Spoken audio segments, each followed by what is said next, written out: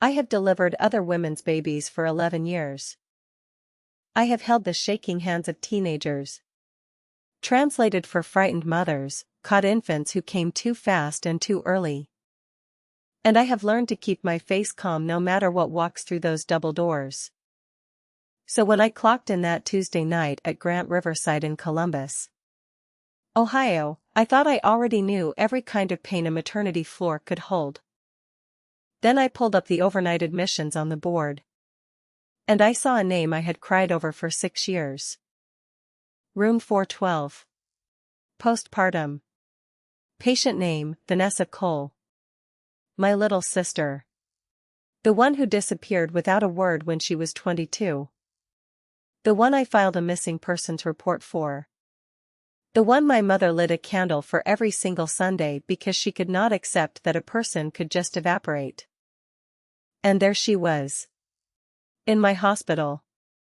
With a baby already born.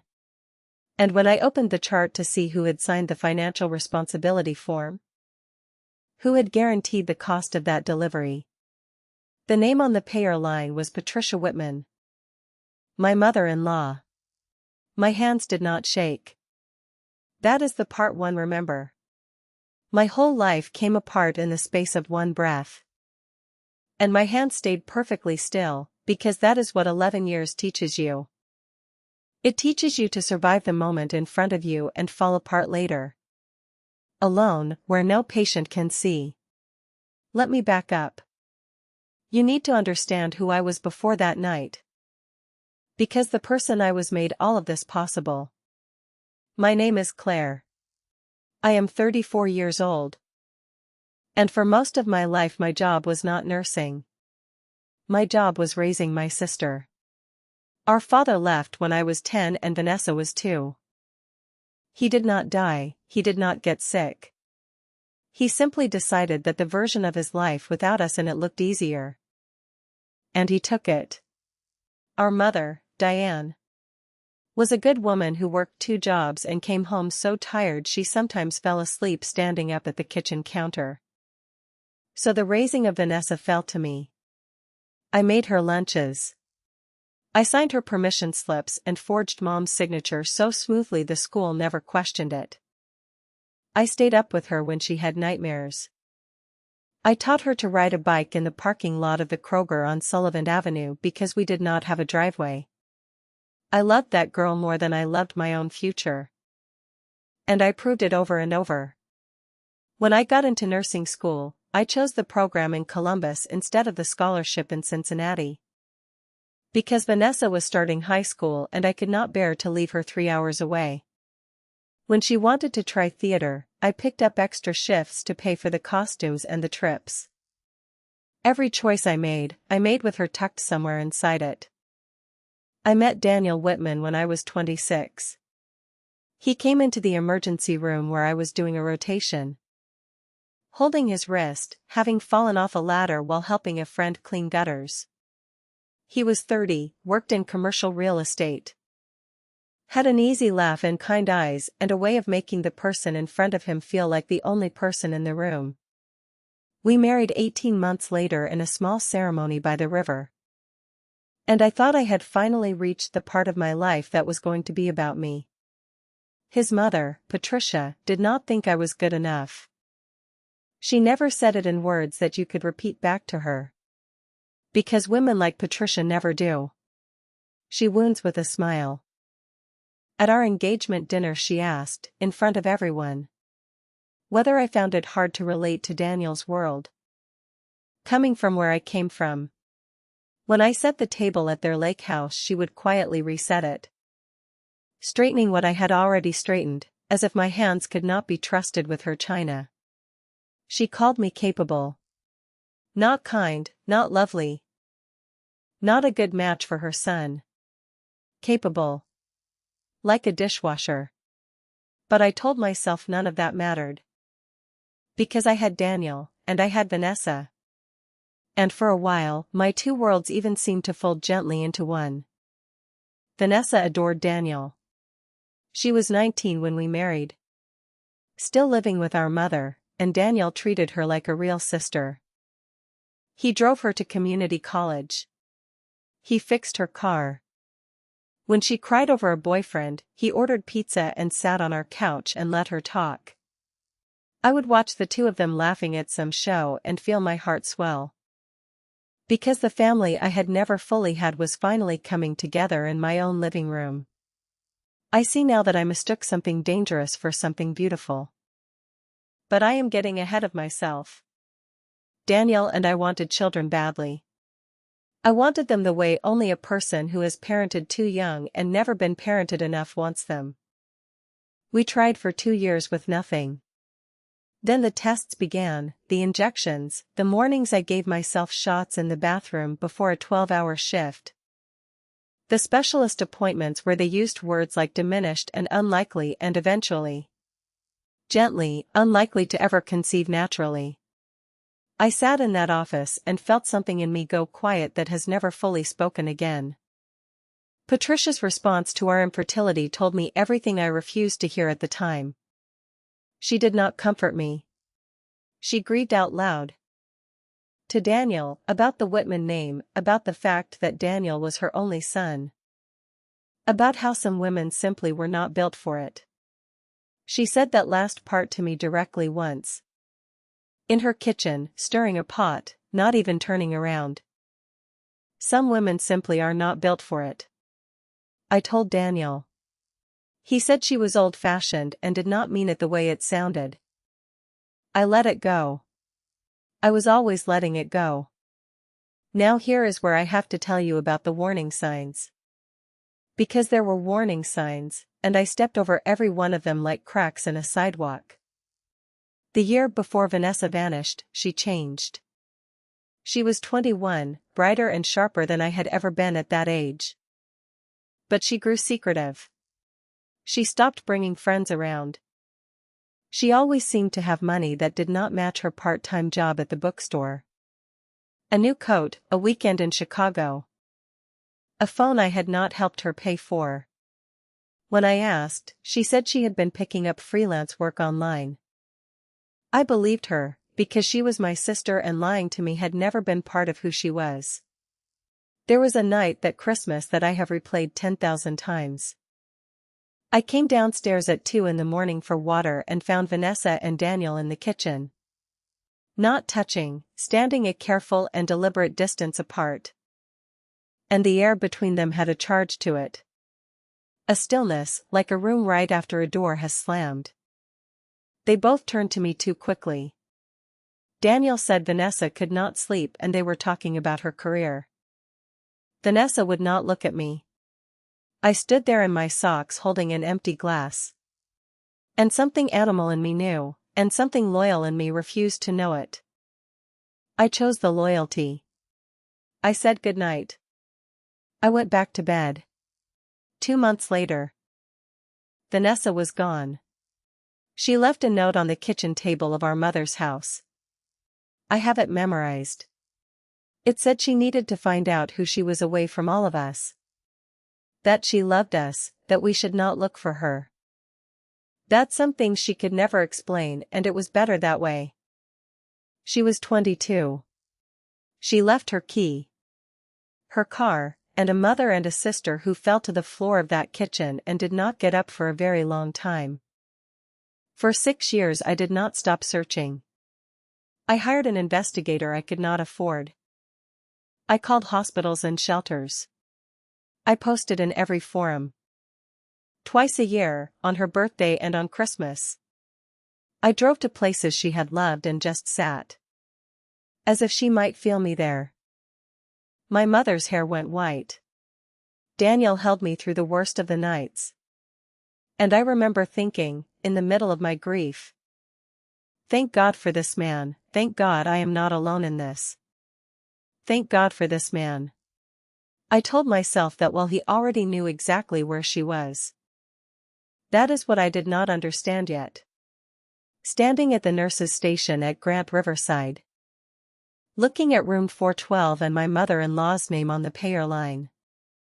I did not understand it, but the understanding was already coming for me like weather. I could have gone straight into that room. Every part of me wanted to. But 11 years on a hospital floor teaches you that the first thing you do when the ground gives way is protect the airway. Meaning, protect the thing that keeps you alive. So I did something I am not proud of and will never regret. I opened her full chart on the workstation. I am a nurse on that floor. I had access. I told myself it was concern. It was survival. The baby was a girl. 6 pounds, 4 ounces. Born the previous afternoon. Healthy. Under the field for the infant's father. A name had been entered by the admitting staff from the mother's own intake form. Daniel Whitman. I want to tell you, I screamed. I did not. I closed the chart. I walked to the supply closet, the small windowless one where we keep the extra linens. And I closed the door and I sat down on an upside-down bin. And I did not cry, and I did not scream. I just breathed the way I coach my mothers to breathe. In through the nose, out through the mouth. While my entire life rearranged itself into a shape I did not recognize. Then I did the thing that the next several months would prove was the most important decision I made. I took out my phone, and I photographed nothing. Because that would have been a crime and I am not a fool. Instead I wrote down, in my own notes, the date, the time, the room number. The exact words on the chart, and the fact that I had seen them. A record for myself. A beginning. I did not go into her room that night. I finished my shift. I went home to the house Daniel and I shared in Clintonville. And my husband was asleep, and I stood in our bedroom doorway looking at the shape of the man I had grieved beside for 6 years. And I understood that I had grieved beside a liar. I did not wake him. I got back in my car. I drove to my mother's house, and I let myself in. And I sat at the same kitchen table where the note had been. And when the sun came up I made coffee. And when my mother came down in her robe I told her that Vanessa was alive. She dropped the mug. It shattered. She grabbed my arms and asked where. And I told her, at the hospital. She had a baby. My mother wept the way you weep when a candle you have lit for 6 years is finally answered. And then I watched her face change as she did the same math I had done. The same terrible arithmetic. A baby.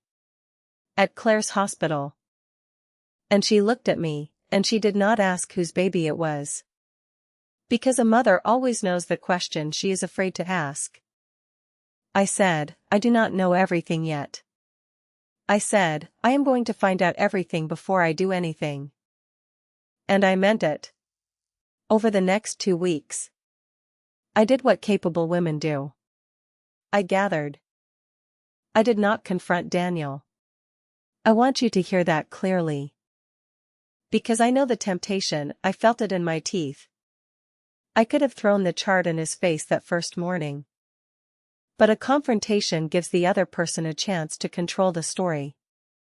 And I had spent my whole marriage letting other people control the story. So instead I watched, and I listened. And I learned. The first thing I learned was that Daniel had been leaving early on Thursdays for months. Saying he had a standing site inspection out in Dublin. I checked the company portal that I had helped him log into 100 times. There was no Thursday site in Dublin. There had not been one in half a year. The second thing I learned came from our bank. I had always handled our household budget. But Daniel kept a separate account for what he called his fun money. And I had never once looked at it. Because trust, I thought, was the foundation of everything. I looked now. For 11 months there had been a recurring transfer. The first of every month, to an account labeled only with initials. VC Vanessa Cole. And larger than that. Threaded through the statements, were reimbursements from a third account. And that third account, when I traced the routing details through a login Daniel had saved on the shared laptop, belonged to Patricia Whitman. My mother-in-law had been funding it. All of it.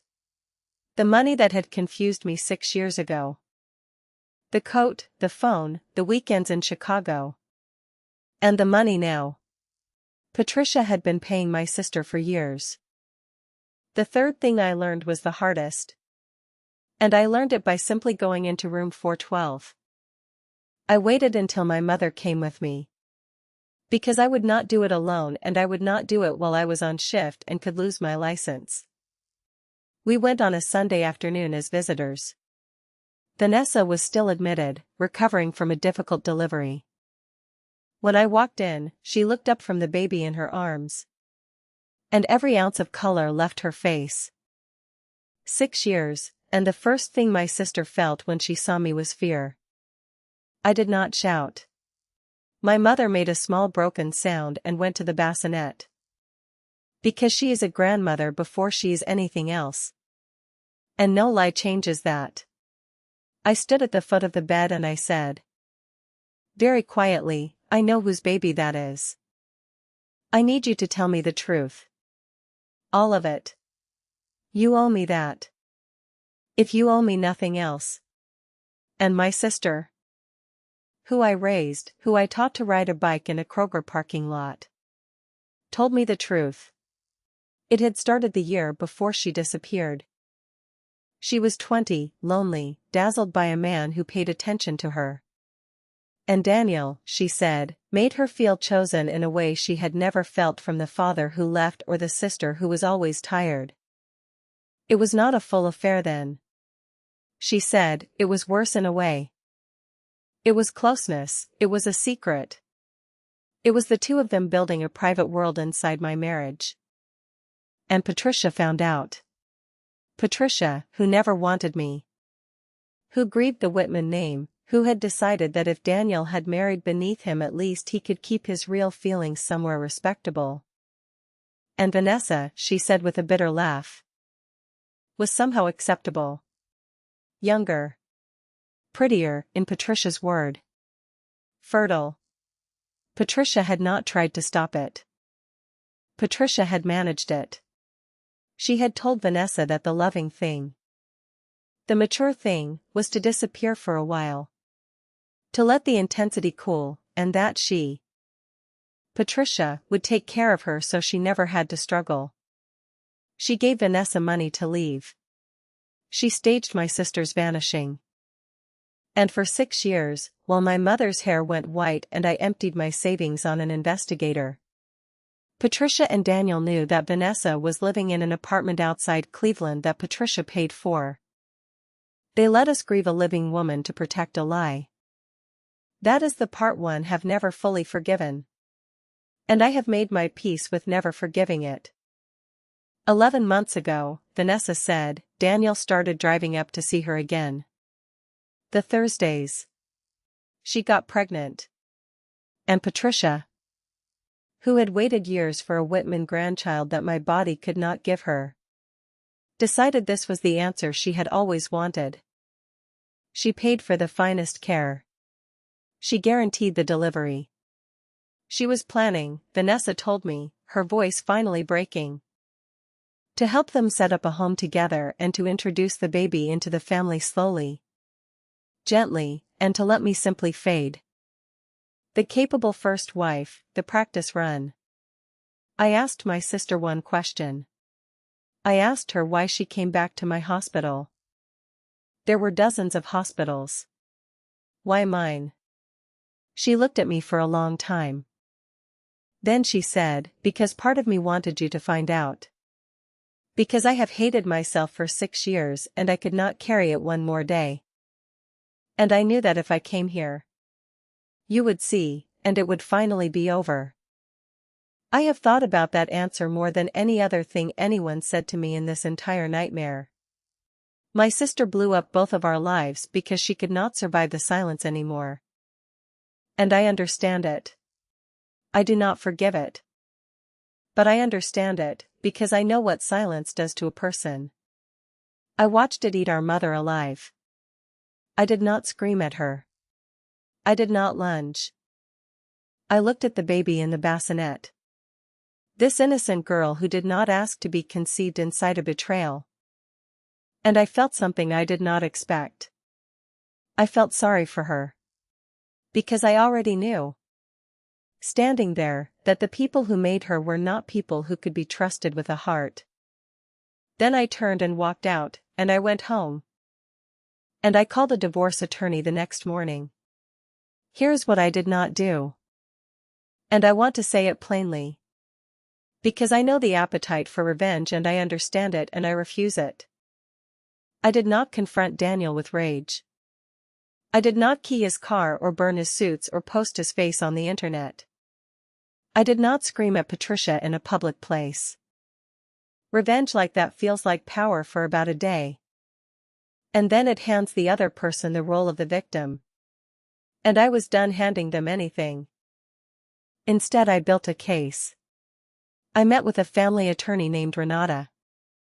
A woman with gray hair and a flat, unbothered stare who had seen every kind of betrayal a marriage could hold. I brought her everything. The bank transfers. The account belonging to Patricia. The Thursdays that were not site inspections. My own written record of what I had seen and when. Ohio is a state where marital misconduct and the dissipation of marital assets can matter. And my husband had been quietly moving our shared money toward my sister and a child for the better part of a year. Renata's flat stare sharpened into something that, on her, passed for delight. Then, and only then, when I had a lawyer, a paper trail, and a plan, did I confront Daniel. I did it at our kitchen table on a Wednesday night. I placed a folder in front of him. I said, I know about Vanessa. I know about the baby. I know about your mother's money and the apartment in Cleveland and the 6 years you let me look for a woman you had tea with. I am not going to yell. I am going to tell you what is going to happen. I have delivered enough bad news across a hospital bed to know how to say a hard true thing without flinching. And I watched my husband's face move through denial and then rage and then, finally, into the flat gray of a man who realizes the exit is closed. He tried, at first, the way liars do. He said it was complicated. He said Patricia had pushed him. He said he still loved me, that the thing with Vanessa was a sickness. That he had wanted to tell me 1,000 times.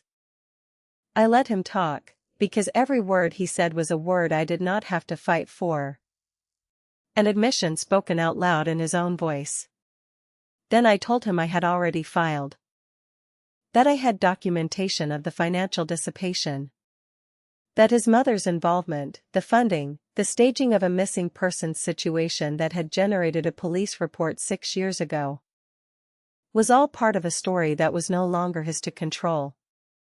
And I told him the thing that hurt him most. Because I am human and I wanted him to feel one true thing before I stopped speaking to him forever. I told him that he had a daughter now. And that daughter deserved a father who was not a coward. And that whatever else happened, that little girl was going to grow up. And one day she was going to be old enough to ask what her father had done. And he was going to have to answer her. He put his head in his hands.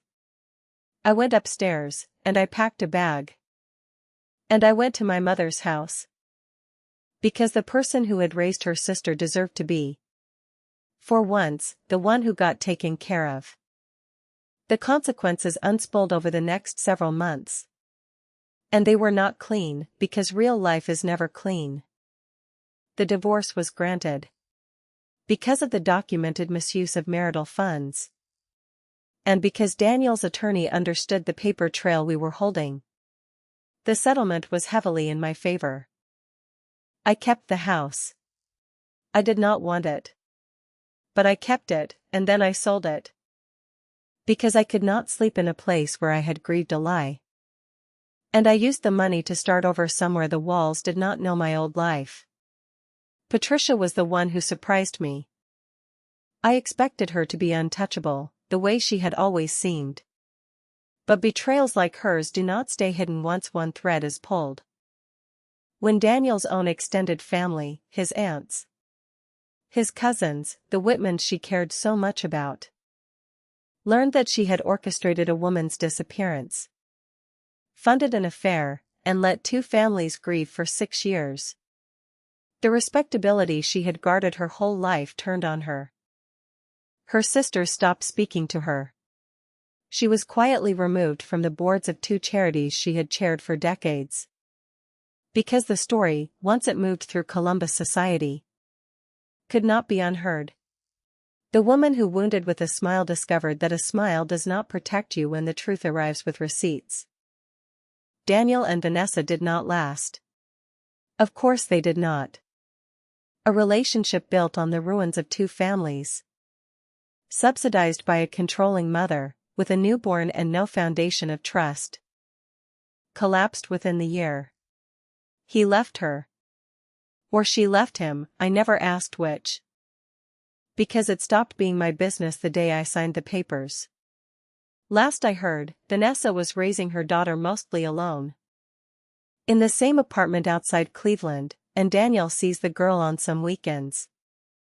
And Patricia sends money, because sending money is the only language of love that woman ever learned.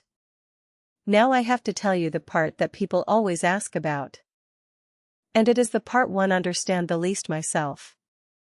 My sister. She wrote me a letter 3 months after the divorce was final. A long one. She did not ask for forgiveness, which is the only reason I read to the end. She said she knew what she had taken from me, that she thought about it every time she looked at her daughter, that she had spent her whole life feeling like a burden I was too good to complain about, and that some ugly part of her had wanted, just once, to be the one who was chosen instead of the one who was raised. She said she did not expect a reply. She said she hoped, someday, when her daughter was old enough, I might be willing to know her. Because the little girl had done nothing wrong. I have not replied. I do not know if I ever will. But I did not throw the letter away. And I think that is its own kind of answer. One I am not finished writing. Our mother, Diane, is the person this broke and remade in equal measure. She lost a daughter twice, once to the disappearance and once to the truth of it. But she is a grandmother now, and she has decided that the baby will not be punished for the sins of the adults. And she drives to Cleveland 1 Saturday a month to hold that little girl. I do not go with her. I do not stop her. I have made my peace with the idea that love in a family can travel roads that do not all lead to the same place. As for me, I still work at Grant Riverside.